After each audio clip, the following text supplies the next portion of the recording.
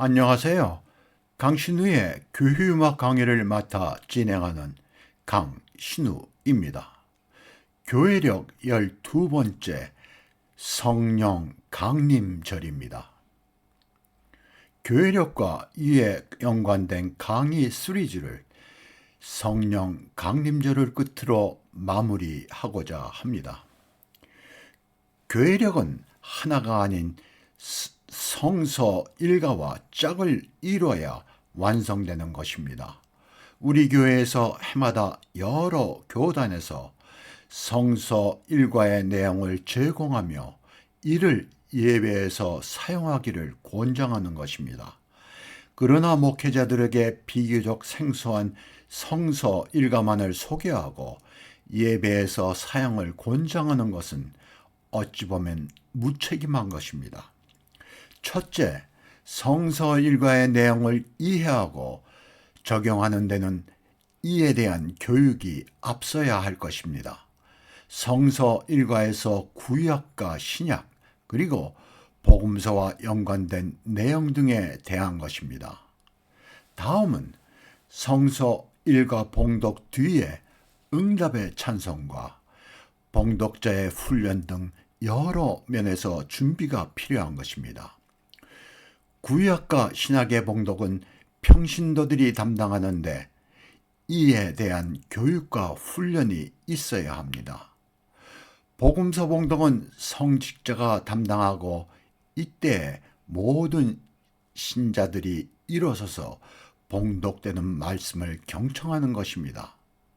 이러한 기본적인 지식과 준비 없이 성서 일과에 의한 성서 봉독은 그 의미와 가치를 덜하게 하는 것입니다. 교회 전통은 신약과 구약을 봉독할 때는 바른 자세로 앉아서 경청하는 것입니다. 그리고 복음서가 봉독될 때는 회중 모두가 일어서서 봉독되는 말씀을 경청하는 것입니다. 복음서 봉독은 예수 그리스도께서 우리에게 직접 말씀하시는 것으로 우리 모두 일어서서 경청하는 것이 교회의 전통입니다. 나는 성서일가를 예배에서 봉독하는 몇 교회를 유튜브 동영상으로 보았는데 여러 면에서 부족한 것을 알게 되었습니다. 어느 한 목회자의 의지만으로는 예배에서 성서 일과의 성공적인 실행은 어려운 것입니다. 미래를 위해 신학교에서 성서 일과를 위한 준비 과정인 봉독자의 교육과 훈련, 그리고 그 내용에 대한 교육과 예배에서의 실제입니다. 지금부터라도 목회 현장에서 이를 위한 목회자들에 대한 체계적인 교육이 필요하겠습니다. 영국교회 성공회에서는 목회자 가운데 캐논이라는 교회의 직책이 있는데 이들은 예배 의식에 대한 전문 지식을 가진 성직자입니다. 우리 교회에서 부목회자 가운데 한 사람을 교단에서 교육을 통해 예배에 대한 전문 목회자의 육성이 필요하다 하겠습니다. 이러한 체계적인 교육과 시스템 없이는 성서 일과에 대한 예배에서 기능적인 역할은 어려울 것입니다. 한국 교회는 한 사람의 담임 목회자의 설교에만 의지하는 데서 벗어나 담임 목회자를 도와 예배를 위한 기획과 교육을 담당하는 직책으로 이 시스템은 필요한 것입니다. 이에 예배와 관계된 전문 성직자의 양성은 필요합니다. 이러한 일을 담당하는 목회자가 교회의 주일 예배와 절기 예배, 그리고 음악 예배에 대한 기획과 운영의 참여가 담임 목회자의 목회에 크게 도움이 될 것입니다. 성령 강림절. 성령 강림절을 오순절이라고도 하는데 이는 50일이라는 뜻으로 부활절로부터 50일째 되는 날이기 때문입니다. 한편 영국이나 미국에서는 윗선데이라 하는데 이는 성령 강림절에 세례받은 사람들이 흰옷을 입는 데서 시작된 말입니다. 윗선데이는 화이트 선데이입니다. 흰 일요일, 흰 주일 뭐 이런 의미겠죠. 네. 성령 강림절에 그리스도께서 약속하신 성령을 교회에 보내셨습니다.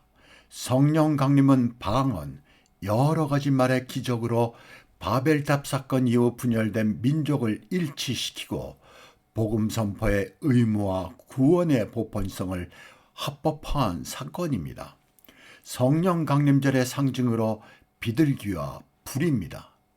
비둘기는 성령의 순결과 부드러움이며 불은 성령의 임재와 열정을 의미합니다. 성령 강림절은 그리스도의 생애가 중심이 된 교회력의 전반 축제기, 그리스도 기간의 마지막 절기이며 부활절의 정점이라 할 수 있습니다. 성령 강림절의 한국교회 현실입니다. 초대교회에서 성령 강림절은 부활절 다음으로 중요한 교회의 절기였으며 현재도 교회력에서 중요한 절기로 지켜지고 있습니다. 이는 주께서 약속하신 성령을 이 땅에 보내심으로 교회가 시작된 매우 중요한 절기입니다.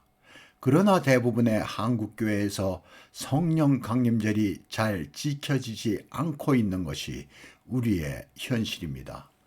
많은 수의 한국교회가 성령을 강조하나 정작 성령 강림절을 잘 지키지 않는 것이 현실이기도 합니다. 성령 강림절의 교회와 가정입니다. 부활하고 승천하신 그리스도께서 교회에 성령을 보내주신 성령 강림절은 부활 축제의 절정입니다. 성령이 오심으로 땅끝까지 부활의 소식이 알려지기 위한 힘과 이에 필요한 것들을 교회에 주신 것입니다. 성령 강림일은 이 땅에 교회가 시작된 교회의 생일이기도 합니다. 초대교회에서는 부활절의 질병이나 다른 이유로 세례받지 못한 사람들의 세례를 행하였던 전통이 있습니다. 이 주일에 외국인들이 참석하는 교회의 외국인들과 외국어가 가능한 신자들이 그날 봉독되는 성서의 말씀을 여러 외국어로 봉독하는 것은 교회에서 흔히 있는 일입니다. 교회 학교나 가정에 어린이들에게 성령의 열매와 성령의 은사는 이 절기를 기억하게 합니다. 그러나 어린이들이 이해하기 어려운 성령의 열매와 은사에 대한 그들의 생각을 그림으로 표현할 수 있도록 도와주어 성령에 대하여 쉽게 이해하고 친근감을 갖도록 도와야겠습니다. 이런 형식의 그림이 되겠죠. 여기 지금 영어로 되어 있는데 성령의 열매에 대한 말씀입니다. 이 그림이 저작권을 행사하지 않는다고 해서 영어로 되어 있는 것을 가져왔습니다. 후반 축제기 교회의 기간입니다. 성령 강림절 다음 주일은 성 삼위일체 교리가 확립된 것을 기념하는 삼위일체 주일입니다. 성령 강림절은 부활의 사건이 암시되어 있기 때문에 성령 강림절 후의 주일들도 부활절과 관계되는 교회를 위한 때임을 말해 줍니다. 이 기간은 하나님의 성령이 교회를 인도하고 양육하여 주시고 주님의 오심을 준비하고 기념하여야 합니다. 이 기간에는 교회의 성장에 중점을 두며 그리스도의 생애가 중심이 된 전반 축제기에 비하여 엄격하지는 않습니다. 후반 축제기의 마지막 주일은 왕 대신 그리스도의 주일로 교회의 새해인 대강절 첫 주일 바로 전주에 위치합니다. 감사합니다.